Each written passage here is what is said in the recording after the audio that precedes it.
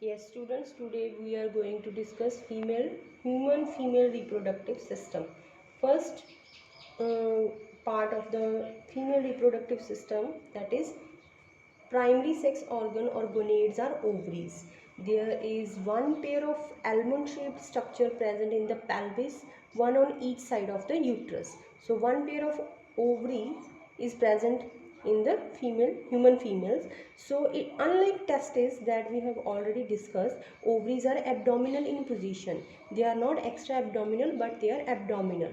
So each ovary is internally is a solid structure, and it is almond shaped, and it is lined by cuboidal epithelial cells or cuboidal germinal epithelial cells, and inside there is a matrix or stroma.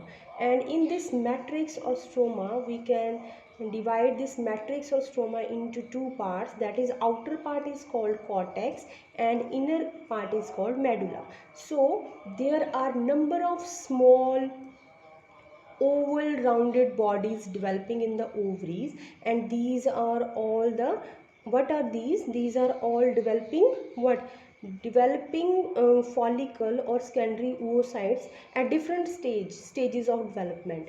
So this is the egg tube and this is the egg nest. First egg nest is formed, from which egg tube is released, and an egg is released in this medullary part of the matrix, and this further moves and passes changes into different stages of development, and ultimately this egg primordial follicle changes into what, tertiary follicle, and ultimately mature Graafian follicle under the influence or stimulus of what, FSH, follicle stimulating hormone. These all changes occur inside the ovary. So every month a primary Graafian follicle transforms into mature Graafian follicle under the stimulus of what, FSH or follicle stimulating hormone. And after the release of secondary oocyte, this empty Graafian follicle changes into corpus luteum.